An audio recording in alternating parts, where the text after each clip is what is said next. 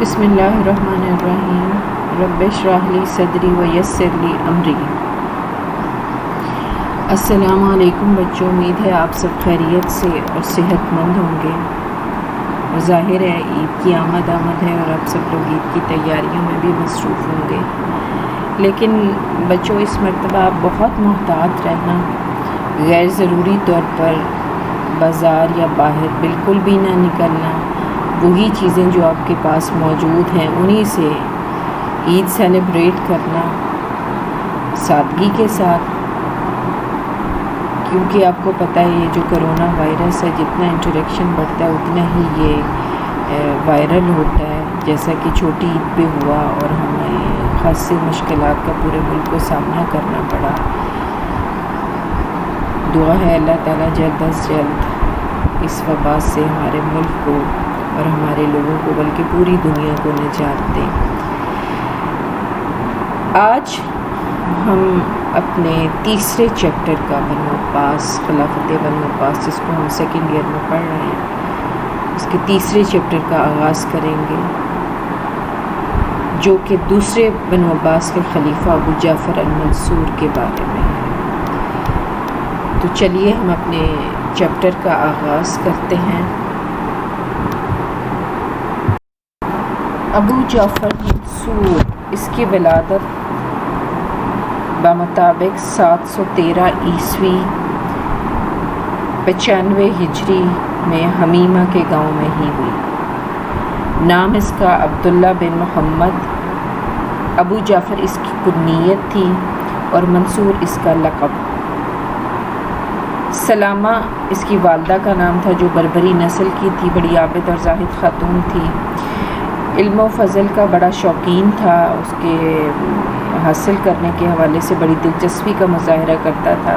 اس کو فقہ، ادب، علم الانساب اور علم الحدیث میں کمال حاصل تھا، بڑا فصیح و بلیغ خطیب تھا، سخن گو تھا، اور پھر اپنے بھائی صفاح کے دور میں یہ جزیرہ آذربائیجان اور آرمینیا کا گورنر بھی رہا۔ جب صفاح کا انتقال ہوا اس وقت یہ حج کے لیے مکہ میں مقیم تھا۔ موت کی خبر پا کر وہ ہیرا سے ہوتا ہوا کوفہ آیا اور یہیں پر اس نے جمعہ کی نماز پڑھائی اور پہلا خطبہ دیا۔ 754 عیسوی تھی جب یہ خلافت پر متمکن ہوا، 41 برس کی اس کی عمر تھی۔ انبار میں اس کی خلافت کا جشن منایا گیا۔ اس کو خلافت سنبھالتے ہی جن مشکلات کا اور جن مصائب کا اور جن بغاوتوں کا سامنا کرنا پڑا وہ تقریباً کم و بیش وہی تھے جو کہ اس کے بھائی صفا کو جن کا سامنا کرنا پڑا۔ اس میں سب سے پہلے بنو امیہ کی حامی موجود تھے۔ ان لوگوں نے بڑا چن چن کر انہیں قتل کیا تھا، بڑے ظلم و ستم ڈھائے تھے، تاہم ان کے حامی ابھی بھی موجود تھے اور وہ ان کے لیے خطرہ بن سکتے تھے۔ پھر رومی خطرہ بھی سرحدوں پر منڈلا رہا تھا، اندرونی کمزوری کو دیکھتے ہوئے وہ بار بار شرارتیں کر رہے تھے۔ پھر شمالی افریقہ کے جو بربر تھے وہ بھی بہت سرکش تھے، ترکستان کے ترک یہ بھی خود سر تھے، اور یہ چاہتے تھے بربر کہ وہ یہ جو سیاسی تبدیلی ہوئی ہے اس سے فائدہ اٹھا کر اپنی خود مختاری کا اعلان کریں۔ اسی طرح سے خارجی خوارج بھی بنو امیہ کی طرح سے بنو عباس کے بھی مخالف رہے۔ انہوں نے ان کے خلاف مزاحمت کی حکمت عملی کو اختیار کیا۔ موصل اور دیار ربیہ، یہاں پر جتنی بھی بغاوتیں ہوئیں ان سب کے پیچھے انہی خارجیوں کا ہاتھ تھا۔ پھر محبان اہل بیت، یہ بھی اس کے لیے بہت بڑا خطرہ تھے، کیونکہ محمد بن نفس زکیہ جو علویوں کی نمائندگی کر رہے تھے، ان کے بارے میں یہ فیصلہ ہو چکا تھا کہ ان کے ہاتھ پر بیعت خلافت کی جائے گی۔ اور جب یہ تحریک چلی ہے حقیقت میں تحریک عباسی، وہ اصل میں تحریک بنو ہاشم تھی، اور یہ انہی کے نام پر یعنی ہاشمیوں اور علویوں کے نام پر ہی ان لوگوں نے عوام کی ہمدردیاں حاصل کی تھیں۔ پھر خود عربوں میں خانہ جنگی جو عدنانی اور کہتانی عرب قبائل تھے ان کی آپس کی عصبیت، اس کے علاوہ سندھ میں بھی یہ جو عربی عصبیت کی وجہ سے بڑی خطرناک صورتحال پیدا ہو چکی تھی۔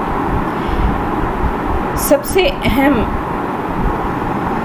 اس حوالے سے جو پوائنٹ آپ کی کتاب میں درج ہے وہ خود خاندان عباسیہ کی طرف سے اس کو مخالفت کا سامنا ہے۔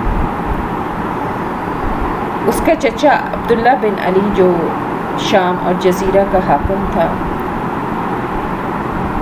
وہ خلافت پر اپنا حق سمجھتا تھا۔ اس کا بھائی عبد الصمد وہ باقاعدہ عبداللہ بن علی کی حمایت میں اٹھ کھڑا ہوا۔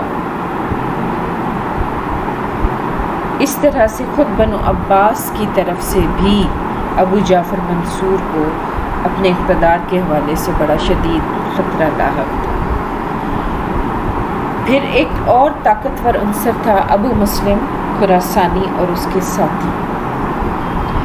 ہم نے جیسے پیچھے پڑھا کہ تحریک عباسی کی کامیابی میں ابو جعفر مسلم خراسانی نے کلیدی کردار ادا کیا۔ خراسان میں بغاوت کا اعلان اور وہاں پر مختلف علاقوں میں عباسیوں کا کنٹرول قائم کرنا، ان سب واقعات کے پیچھے اگر کسی ایک فرد واحد کا ہاتھ تھا تو وہ ابو مسلم خراسانی تھا۔ ابو مسلم خراسانی اور ابو جعفر منصور کے درمیان کافی چپکلش تھی۔ بچوں، مختلف خطرات جن کا میں نے پہلے تذکرہ کیا، جیسے رومی خطرہ، بربروں اور ترکوں کی طرف سے بغاوت کا خطرہ، خارجی اور محبان اہل بیت، ابو مسلم خراسانی، یہ تو تھے خطرات موجود، لیکن ایک سب سے اہم جو کہ بنیادی اہمیت کا حامل جو جس کو آپ مشکل کہہ سکتے ہیں، وہ تھا مالی وسائل کے اعتبار سے۔ اس کو معیشت کے حوالے سے بھی پریشانی کا سامنا تھا۔ ابو جعفر منصور کو ظاہر ہے ایک انقلاب آیا تھا، ایک اہم تبدیلی ہوئی تھی اور اس کے بنا پر انتشار اور انفراگ کا شکار تھی تمام چیزیں۔ حکومت کے مالی وسائل اور ذرائع آمدنی بہت کم تھے۔ صفحہ اس کا زیادہ وقت جنگ و جدال اور بغاوتوں کو ختم کرنے میں صرف ہوا، اس لیے وہ نظام حکومت کو درست خطوط پر استوار کرنے میں زیادہ وقت نہیں لگا سکا۔ اب یہ ابو جعفر منصور کے ہی ذمہ داری تھی کہ وہ کس طریقے سے انتظامی خطوط پر بہترین انتظامی خطوط پر حکومت کو استوار کرتا ہے تاکہ معاشی استحکام بھی اس کی حکومت کو حاصل ہو۔ اس کے دور کی جو اہم بغاوتیں ہیں جو اس کے لیے درد سر بنی اور مشکلات میں اضافے کا باعث بنی، اس میں خود اس کے اپنے خاندان کے لوگوں میں عبداللہ بن علی،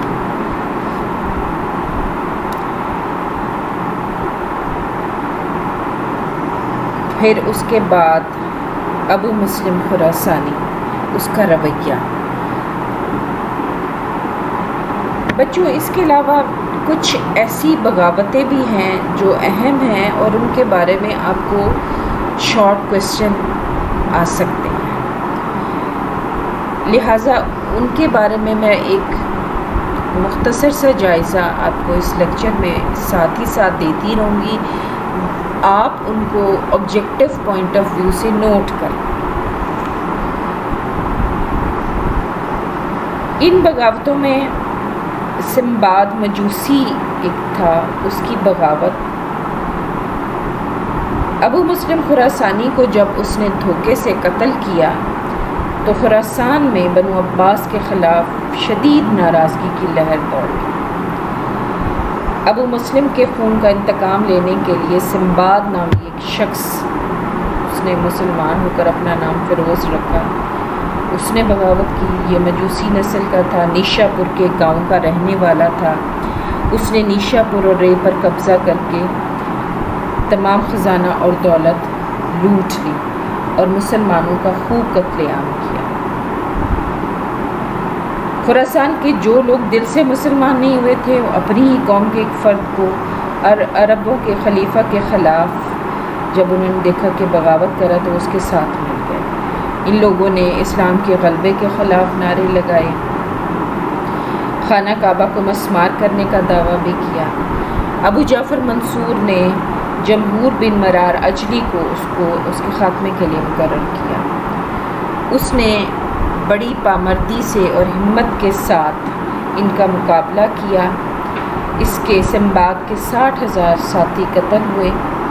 یہ شخص طبرستان بھاگ نکلا، لیکن وہاں کے والی جو تھا، حکمران جو تھا، اس نے اس کا سر کاٹ کر منصور کو روانہ کر دیا۔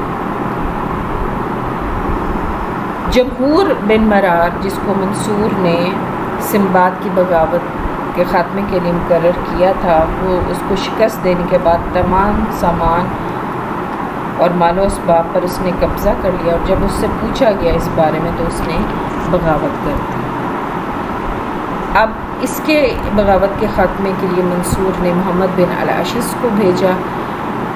جمہور شکست کھا کر آذربائیجان بھاگ نکلا، اور اس کے ساتھیوں میں سے کسی نے اس کو قتل کر کے اس کا سر منصور کے پاس بھیج دیا۔ جو منصور کے دور میں ہوئی وہ راوندیہ فرقہ کی۔ یہ لوگ اسی علاقے میں راوندیہ میں مقیم تھے، عراق اور خراسان کے توہم پرست تھے۔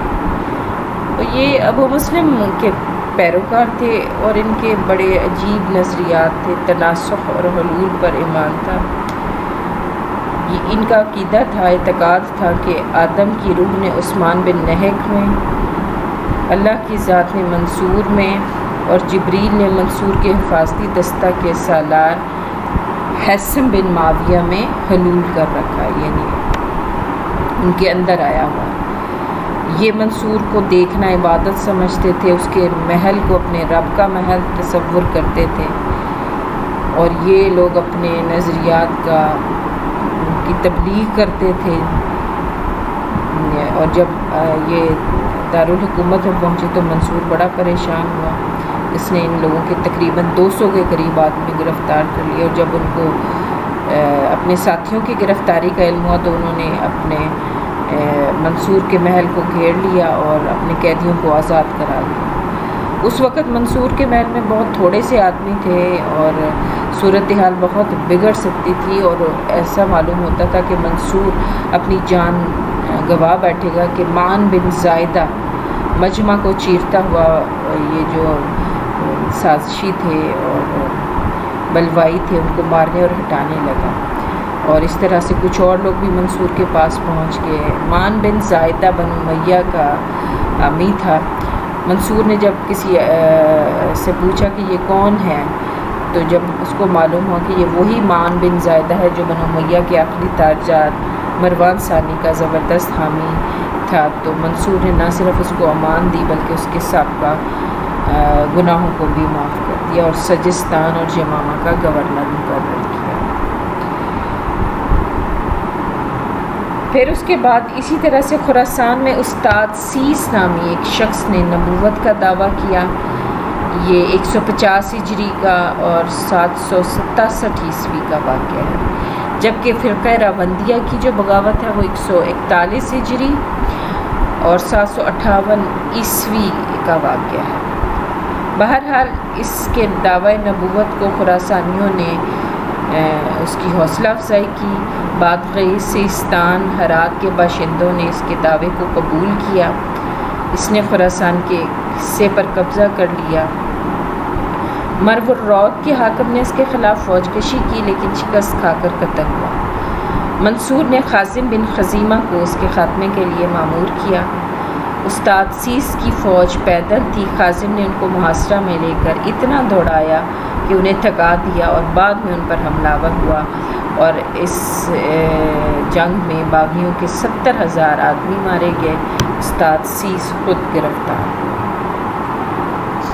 پھر اس کے علاوہ عبد الجبار حاکم خراسان کی بغاوت ہے، پھر بربروں کی بغاوت ہے، خارجیوں کی بغاوت ہے، پھر خود منصور کے دور میں نفس زکیہ کا خروج، جس کے بارے میں ڈیٹیل ایک پورے ٹاپک کے تحت ہم پڑھیں گے۔ سندھ کے معاملات کا جہاں تک تعلق ہے، وہاں پر قبائلی عصبیت کے حوالے سے بڑی زور و شور سے ایک دوسرے کے خلاف عرب قبائل برسر پیکار تھے۔ اینیا گورنر سندھ عدنانی یعنی مصری تھا۔ منصور نے ابن حفص کو بھیج کر اینیا کو معزول کیا۔ یہ شخص شکست کھا کر بھاگ کھڑا ہوا، لیکن قحطانی عربوں نے پکڑ کر قتل کر دیا اور اس کا سر منصور کے پاس بھیج دیا۔ روم سے بھی تصادم کا سلسلہ شروع تھا۔ بنو امیہ کے زمان میں مسلمانوں نے کچھ علاقوں پر رومیوں کے قبضہ کیا تھا۔ صفا کے عہد میں رومیوں نے اسلامی سرحدی علاقوں پر یلغار کی تھی، ملتیا اور قمق پر۔ صفا نے ان کے خلاف مصالحانہ پالیسی اختیار کی، لیکن منصور نے اس پالیسی کو ترک کر دیا۔ اس نے اپنے چچا صالح بن علی اور بھائی عباس کو رومیوں کے مقابلے کے لیے روانہ کیا۔ پھر ایک اور اہم واقعہ جو ابو جعفر منصور کے دور میں ہی رونما ہوا، وہ یہ کہ بنو امیہ کا ایک شہزادہ تھا عبد الرحمن الداخل۔ یہ شخص افریقہ سے ہوتا ہوا اندلس پہنچنے میں کامیاب ہوا اور وہاں اس نے اپنے زور بازو سے کرتبہ پر قبضہ کیا اور ایک نئی خود مختار بنو امیہ کی حکومت کی داغ بیل ڈالی۔ یہ تقریباً 300 برس تک وہاں پر بنو امیہ کا اقتدار رہا۔ منصور نے ایک مرتبہ کوشش کی کہ وہ اندلس پر حملہ کر کے اس کو اپنی سلطنت میں شامل کر لے، لیکن عبد الرحمن کے ہاتھوں اس کو بڑی عبرتناک شکست ہوئی اور بچے کچے جب عباسی سپاہ لوٹ کر آئے تو منصور نے اس کے یعنی عبد الرحمن الداخل کے عزم و حوصلے کو سراہتے ہوئے اسے صقر قریش کا لقب دیا۔ اس کے بعد اس نے عباسی افواج نے کبھی بھی اندلس کا رخ نہ کیا۔ اس طریقے سے یہاں پر یہ ذہن میں رکھو کہ اگر اس طرف مشرق میں بغداد میں بنو عباس کی حکومت مسلمانوں کی ہے، تو ادھر اندلس میں بنو امیہ کی پیرالل چل رہی ہے، جنہوں نے پھر اسپین میں شاندار علمی ترقی کی بنیاد رکھی۔ ابو جعفر منصور نے ولی عہدی میں بھی تبدیلی کی، اپنے بھتیجے عیسیٰ بن موسیٰ کی بجائے اپنے بیٹے مہدی کو اپنا ولی عہد بنایا، زبردستی اس کو دستبردار کروایا۔ یہ پہلی بدعہدی تھی جو کی گئی، اور 147 ہجری میں اس نے اپنے بیٹے مہدی کو مقرر کر دیا۔ 158 ہجری 775 عیسوی میں جب وہ حج کے لیے روانہ ہوا تو دوران سفر بیماری کی حالت میں 6 ذی الحج کو بیر میمون کے مقام پر 63 برس کی عمر 63 سال اور 6 ماہ کی عمر میں اس کی وفات ہوئی۔ اس کا دور حکومت 22 سال پر تقریباً محیط ہے، اور اس وقت چند ایک خاص خادموں اور وزیر ربی کے علاوہ کوئی اس کے پاس موجود نہیں تھا۔ ابو جعفر منصور نے اپنے بیٹے مہدی کو خلافت کے حوالے سے بہت ساری ہدایات دی اور وصیت کی کہ کون سے اصولوں کو پیش نظر رکھا جائے۔